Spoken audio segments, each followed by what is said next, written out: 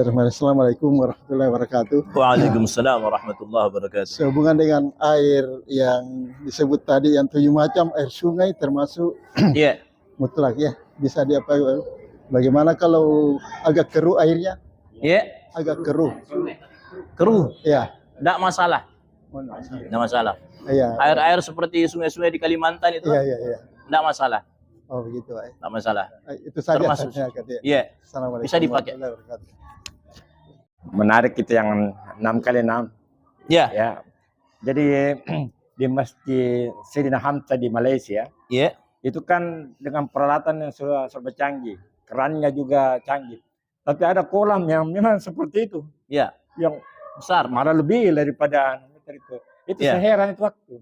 Kenapa dengan peralatan modern, sudah masjid modern ini masih memakai itu, rupanya itu artinya selesai itu. Iya. Jadi iya, dia memakai timba. Masih kolam dia pakai. Dan itu kita tidak temukan lagi di Makassar. Jadi di sana tuh masih ada, rupanya itu. Saya juga jadi heran. Iya. Kenapa dengan peralatan modern masjid ini masih pakai itu? Rupanya itu dasarnya. Ya memang ini dasarnya. Itu kasih ya. Kalau di pondok-pondok pesantren di Jawa ini masih pakai. Masih pakai. Iya, masih pakai. Hanya saja kan memang agak rawan. Rawan dari apa ya? Rawan dari tertularnya penyakit. Jadi ketika corona waktu itu dikosongkan kolam, semua pakai air mengalir. Semua pakai air mengalir. Tapi jadi intinya kalau kolamnya sudah besar, nah itu enggak masalah. Air itu dia berubah dengan sendirinya di kolam itu. Mungkin jadi menghijau karena apa, itu juga enggak masalah. Karena lumut atau karena apa, enggak masalah. Kecuali kalau dia kejatuhan barang najis, atau mungkin ada hewan mati di dalam. Nah, selama tidak berubah itu warna, rasa, dan baunya, tidak masalah. Cukup diangkat hewannya, dikeluarkan, kemudian air-air yang bau kalau masih ada, ditimba keluar. Sudah, kembali lagi seperti biasa. Itu kalau air yang banyak. Wallahu a'lam. Tapi ya hanya saja itu tadi. Kalau ini biasanya kulah-kulah ini tidak dipakai di daerah India sekitar itu. Memang harus air mengalir dia. Dan memang irit mereka itu, irit air. Kalau sekarang ya wallahu a'lam ya. Dan memang itu tadi susah air. Cuman kalau kita ini ya memang airnya luar biasa banyaknya kita di sini. Apalagi dekat dari laut. Ada pertanyaan lain mungkin Bapak? Itu termasuk air mustakmal ya. Air mustakmal. Jadi kalau air yang kurang dari 2 kula itu, kemasukan air mustakmal, itu jadi mustakmal hasilnya itu. Semua itu. Hanya saja ukuran yang masuk itu berapa. Kalau percikan tidak masalah. Kalau percikan tidak masalah. Karena memang pemahamannya yang dulu-dulu itu meskipun sedikit, tapi ini tidak masalah. Percikan tidak masalah. Selama air itu tidak banyak masuk.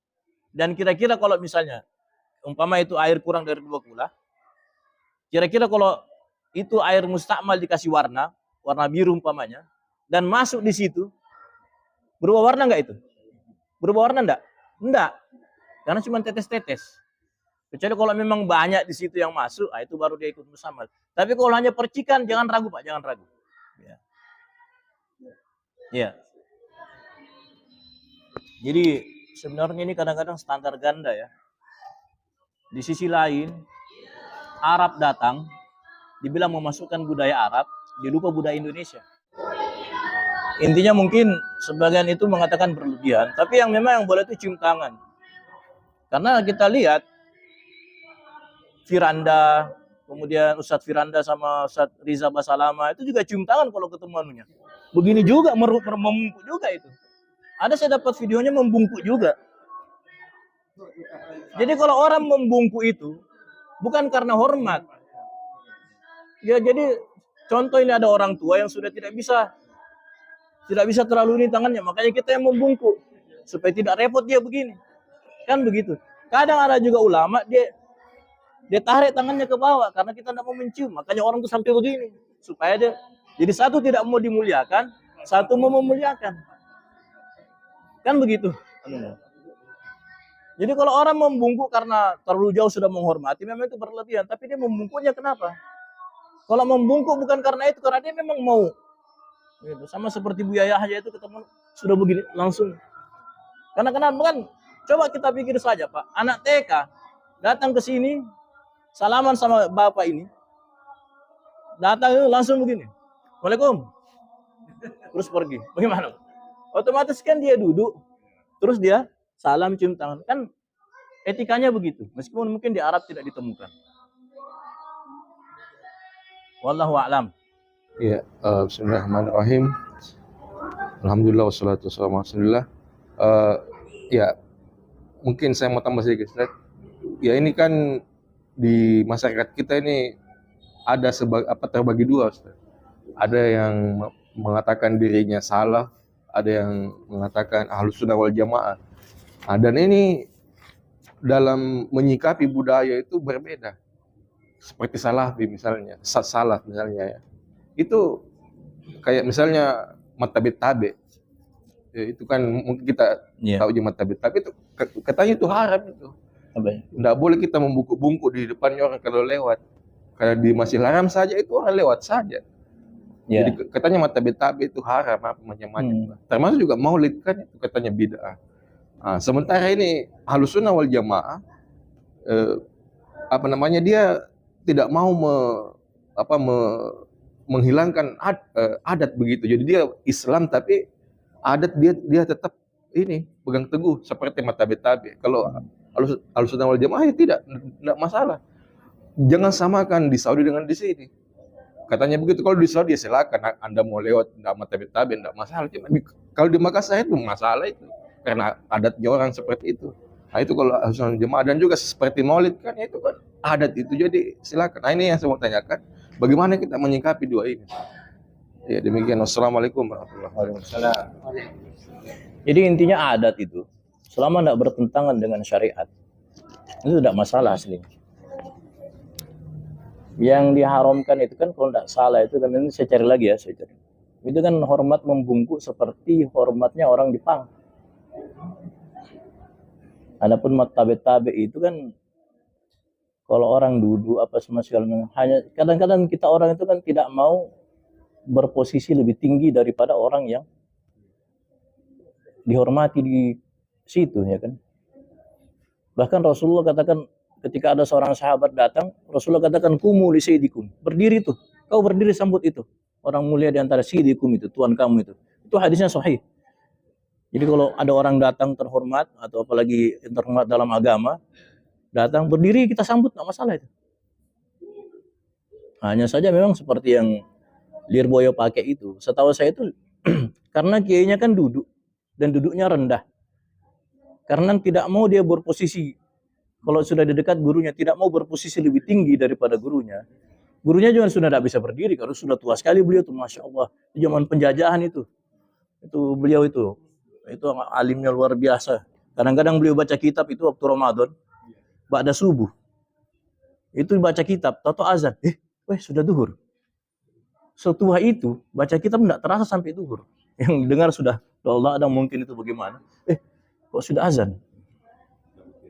Nah, beliau duduk dan kemudian anak-anak itu santri itu kelihatannya memang tidak mau berdiri lebih tinggi daripada, makanya agak ini. Nah, itu wallahu a'lam. Mungkin kita bahas detail ahad depan, insya Allah.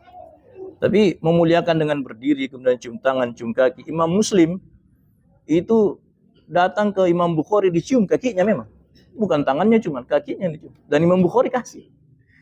Karena kenapa? Memang ada hadisnya, sahih hadisnya. Cium tangan, cium kaki itu. Memang sebagian ulama melarang karena Allah alam mungkin ada hadis termasuk ulama-ulama yang dia Pakistan tidak mau sekali, marah dicium tangannya.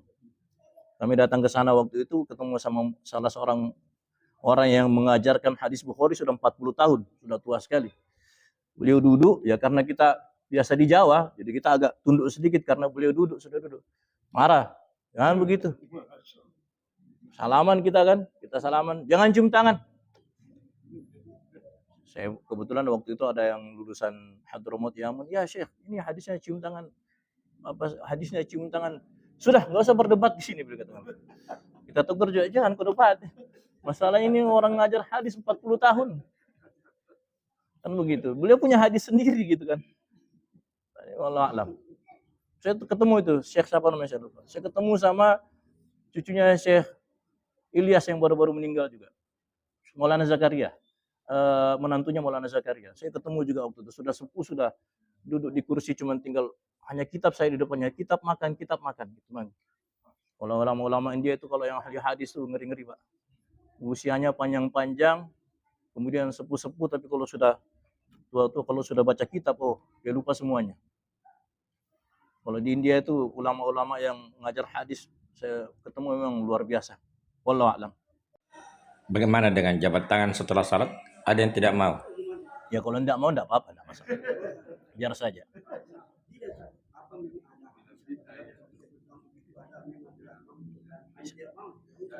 Saya kurang tahu. Yang jelas seorang muslim dengan muslim yang lain kalau bersalaman kan gugur dosa. Kalau ada yang tidak mau ya sudah tidak masalah. Biarin saja. Tidak usah terlalu dipermasalahkan.